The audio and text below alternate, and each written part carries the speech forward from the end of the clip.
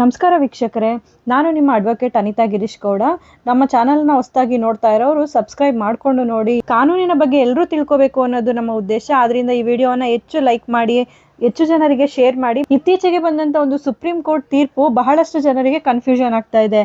ಈ ಒಂದು ಹೆಣ್ಣು ಮಕ್ಕಳ ಆಸ್ತಿ ಹಕ್ಕಿನ ವಿಚಾರವಾಗಿ ಬಂದಿರುವಂತ ಸುಪ್ರೀಂ ಕೋರ್ಟ್ ತೀರ್ಪಿನಿಂದ ತುಂಬಾ ಗೊಂದಲಗಳು ಉಂಟಾಗ್ತಾ ಇದೆ. BS Lalitha versus Bhuvanesh and others May 15, 2026 ಒಂದು ತೀರ್ಪನ್ನ ಕೊಟ್ಟಿತ್ತು ಸುಪ್ರೀಂ ಕೋರ್ಟ್. ಈ ವಿಚಾರವಾಗಿ ಒಂದು ಗೊಂದಲಗಳು ಏರ್ಪಡಾಗ್ತಾ ಇರುವಂತದ್ದು.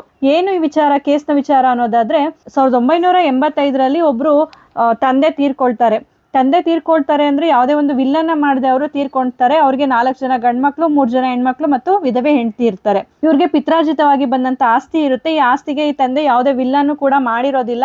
ತಂದೆ ತೀರ್ಕೊಂಡ ನಂತರ ಮಕ್ಕಳುಗಳು ಏನ್ ಮಾಡ್ತಾರೆ, ಅವ್ರ ತಂದೆ ತೀರ್ಕೊಂಡ ಸಮಯದಲ್ಲೇ ಪಂಚಾಯತಲ್ಲೇ ಓರಲ್ ಆಗಿ ಒಂದು ಪಾರ್ಟಿಷನ್ ಮಾಡ್ಕೊಂಡಿದೀವಿ ಅಂತ ಹೇಳ್ತಾರೆ. ಸ್ವಲ್ಪ ದಿನಗಳ ನಂತರ ಅದು ಪಂಚಾಯತ್ ಪಾರಿಕತ್ ಆಗಿದೆ ಅಂತ ಹೇಳ್ತಾರೆ. ನಂತರ 2000 ಇಸ್ವಿಯಲ್ಲಿ 4 ಜನ ಗಂಡ್ಮಕ್ಳು ಮತ್ತು ತಾಯಿ ಸೇರಿ ಒಂದು ಪಾರ್ಟಿಷನ್ ಡೀಡ್ ಅನ್ನ, ಅದು ರಿಜಿಸ್ಟರ್ಡ್ ಪಾರ್ಟಿಷನ್ ಡೀಡ್ ಅನ್ನ ಮಾಡ್ಕೋತಾರೆ. ಇದಾದ ನಂತರ 2007 ಹೆಣ್ಮಕ್ಳು ನಮಗೂ ಕೂಡ ಈ ಆಸ್ತಿನಲ್ಲಿ ಹಕ್ಕು ಇದೆ ಅಂತ ಹೇಳಿ, ನಮಗೂ ಕೂಡ ಭಾಗ ಬರ್ಬೇಕು ಅಂತ ಹೇಳಿ ಒಂದು ದಾವೆಯನ್ನ ಹೂಡ್ತಾರೆ. ವಿಭಿನ್ನ ರೀತಿಯಾದಂತ ಜಡ್ಜ್ಮೆಂಟ್ ಗಳು ಬರ್ತಾ ಹೋಗುತ್ತೆ. ಒಂದು ಹೈಕೋರ್ಟ್ ನಲ್ಲಿ ಇವ್ರಿಗೆ ಪಾಲ್ ಬರ್ಬೇಕು ಅಂತ ಹೇಳುತ್ತೆ, ಮತ್ತೊಂದ್ರಲ್ಲಿ ಇಲ್ಲ ಅಂತ ಹೇಳುತ್ತೆ. ಈ ಕನ್ಫ್ಯೂಷನ್ಸ್ ಇದ್ದಾಗ ಇದು ಸುಪ್ರೀಂ ಕೋರ್ಟ್ ಮುಂದೆ ಹೋಗುತ್ತೆ. ಈ ಒಂದು ಕನ್ಫ್ಯೂಷನ್ಸ್ಗೆ ಕಾರಣ ಏನು ಅಂದ್ರೆ, 2005 ಬಂದಂತ ಒಂದು ಕಾನೂನು. ಅಂದ್ರೆ ಹೆಣ್ಮಕ್ಳಿಗೂ ಕೂಡ ತಂದೆ ಆಸ್ತಿ, ಪಿತ್ರಾರ್ಜಿತ ಆಸ್ತಿಯಲ್ಲಿ ಸಮಾನ ಹಕ್ಕಿದೆ ಅಂತ ಹೇಳಿ ಅವರು ಗಂಡ್ಮಕ್ಳು ರೀತಿನೇ ಕೋಪರ್ಸನರ್ ಅಂತ ಹೇಳಿ ಒಂದು ತಿದ್ದುಪಡಿಯನ್ನ ಮಾಡ್ಲಾಯ್ತು. ಆ ನಂತರ ಈ ಒಂದು ಸಮಸ್ಯೆ ಉಂಟಾಗಿರುವಂತದ್ದು. ಡಿಸೆಂಬರ್ 20, 2004 ಮೊದಲೇ ಒಂದು ಪಾರ್ಟಿಷನ್ ಡೀಡ್ ಆಗೋಗಿರೋದ್ರಿಂದ ಅವ್ರಿಗೆ ಯಾವುದೇ ರೀತಿ ಭಾಗ ಬರೋದಿಲ್ಲ ಅಂತ ಹೇಳಿ ಆ ಒಂದು ಆಪೋಸಿಷನ್ ಇರೋವಂಥವ್ರು ವಾದ ಮಂಡಿಸ್ತಾರೆ. ಆದ್ರೆ ಹೆಣ್ಮಕ್ಳು ಏನ್ ಮಾಡ್ತಾರೆ, ಇದ್ರಲ್ಲಿ ನಮಗೂ ಪಾಲಿದೆ, ಪಿತ್ರಾರ್ಜಿತ ಆಸ್ತಿ ನಮ್ಮ ತಂದೆಯ ಪಾಲನ ನಮ್ಗೆ ಕೊಡ್ಬೇಕು ಅಂತ ಹೇಳಿ ಅವರು ವಾದವನ್ನ ಮಂಡಿಸುವಂಥದ್ದು. ಇಲ್ಲಿ ಒಂದು ಕನ್ಫ್ಯೂಷನ್ ಉಂಟಾಗುತ್ತೆ. 2004 ಡಿಸೆಂಬರ್ 20 ಮುಂಚೆನೆ ಅವರು ಪಾರ್ಟಿಷನ್ ಡೀಡ್ ನ ಮಾಡ್ಕೊಂಡಿದ್ದಾರೆ ಅಂದ್ರೆ 2000 ಅಂದ್ಮೇಲೆ ಹೆಣ್ಮಕ್ಳಿಗೆ ಹೇಗೆ ಪಾಲ್ ಕೊಡೋದು ಅನ್ನೋದು ಒಂದು ಕ್ವಶನ್ ಉಂಟಾಗುತ್ತೆ. ಇಲ್ಲಿ ಸೆಕ್ಷನ್ 6 ಸಬ್ ಕ್ಲಾಸ್ 5 ಇವರು ಹೇಳ್ತಾರೆ, ಅಪೋಸಿಟ್ ಪಾರ್ಟಿ ಅವರು. ಇದು 2000 ಇಸ್ವಿನಲ್ಲೇ ರಿಜಿಸ್ಟರ್ ಆಗಿರೋದ್ರಿಂದ ಈ ಒಂದು ಸೂಟ್ ಏನಿದೆ ಇದು ಮೇಂಟೈನಬಲ್ ಅಲ್ಲ, ಈ ದಾವೆಯನ್ನ ವಜಾಗೊಳಿಸ್ಬೇಕು ಅಂತ ಹೇಳಿ ಅವರು ಕೇಳ್ಕೊಳ್ಳುವಂಥದ್ದು. ಆದ್ರೆ ಹೆಣ್ಮಕ್ಳು ಕೇಳೋವಂಥದ್ದು, ತಂದೆ ವಿಲ್ ಬರಿದೆ ಸತ್ತೋಗಿರೋದ್ರಿಂದ ಆ ಒಂದು ತಂದೆಯ ಪಿತ್ರಾರ್ಜಿತ ಆಸ್ತಿಯಲ್ಲಿ ನಮಗೂ ಕೂಡ ಹಕ್ಕಿದೆ. ಸೆಕ್ಷನ್ 8 ಪ್ರಕಾರ ನಮಗೂ ಕೂಡ ತಂದೆಯ ಆಸ್ತಿಯ ಇಂಟರ್ಸ್ಟೇಟ್ ಆಗಿ ಏನು ಅವರು ತೀರ್ಕೊಂಡಿದ್ದಾರೆ, ಅಂದ್ರೆ ಯಾವುದೇ ವಿಲ್ಲನ್ನ ಬರಿದೆ ಅವ್ರು ತೀರ್ಕೊಂಡಿದ್ದಾರೆ, ಅವರ ಫಲನ ನಮ್ಗೆ ಕೊಡ್ಬೇಕು ಅಂತ ಅವ್ರು ಕೇಳ್ತಾರೆ. ಆದ್ರೆ ಮಕ್ಳು ಹೇಳೋದು 2004 ಇದು ಮುಂಚೆನೆ ಪಾಲಾಗಿರೋದ್ರಿಂದ ಇಲ್ಲಿ ಅವ್ರಿಗೆ ಹಕ್ಕಿಲ್ಲ ಅಂತ. ನಾವು ಕೂಡ ಹಾಗೆ ತಿಳ್ಕೊತಾ ಇದ್ದಿದ್ದು, 2004 ಮುಂಚೆನೆ ಯಾವುದೇ ಒಂದು ವಿಭಾಗಗಳು ನಡೆದೋಗಿದ್ರೆ ಅದರಲ್ಲಿ ಹೆಣ್ಣು ಮಕ್ಕಳಿಗೆ ಪಾಲಿಲ್ಲ ಪಿತ್ರಾರ್ಜಿತ ಆಸ್ತಿನಲ್ಲಿ ಅಂತ ಹೇಳಿ ತಿದ್ದುಪಡಿಯಲ್ಲಿ ಇರುವಂತದ್ದು ಕೂಡ.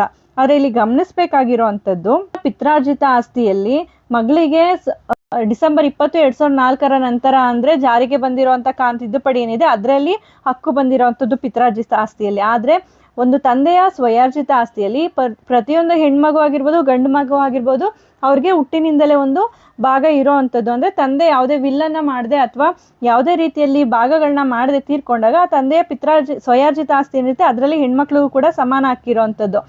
ಆದ್ರೆ ಇದು ಪಿತ್ರಾರ್ಜಿತ ಆಸ್ತಿ ಆಗಿರೋದ್ರಿಂದ ತಂದೆ ತೀರ್ಕೊಂಡಂತ ಸಮಯದಲ್ಲಿ, ಅಂದ್ರೆ 1985 ತಂದೆ ತೀರ್ಕೊಂಡಿದ್ದಾಗ ಆ ಸಮಯದಲ್ಲಿ ಆ ಮಕ್ಕಳಿಗೆ ಎಲ್ರಿಗೂ ಕೂಡ ಸಮಾನ ಹಕ್ಕು ಬಂದಿರುತ್ತೆ. ಅಂದ್ರೆ ತಂದೆಯ ಪಿತ್ರಾರ್ಜಿತ ಆಸ್ತಿ ಏನಿತ್ತು ಅಂದ್ರೆ 1985 ತಂದೆ ತೀರ್ಕೊಳ್ತಾರೆ. ತಂದೆ ತೀರ್ಕೊಂಡಾಗ ತಂದೆಯ ಒಂದು ಭಾಗದ ಆಸ್ತಿ ಏನಿರುತ್ತೆ, ಕ್ಲಾಸ್ 1 ಲೀಗಲ್ ಹೇರ್ ಅಂತ ಏನಿರ್ತಾರೆ ಅದರಲ್ಲಿ ಮಗ, ಮಗಳು ಮತ್ತೆ ವಿಧವೆ ಹೆಂಡತಿ ಎಲ್ಲರೂ ಕೂಡ ಬರ್ತಾರೆ. ಆ ರೀತಿ ಬಂದಾಗ ತಂದೆಯ ಪಾಲಿನ ಒಂದು ಭಾಗವನ್ನ ಇಲ್ಲಿ ಮಕ್ಳಿಗೂ ಕೂಡ ಕೊಡ್ಬೇಕು, ಅಂದ್ರೆ ಇದು 8ನೇ ಒಂದು ಭಾಗವನ್ನಾಗಿ ಮಾಡ್ಬೇಕು ಅಂತ ಹೇಳಿ ಅಲ್ಲಿ ಹೆಣ್ಮಕ್ಳು ಕೇಳ್ತಾರೆ.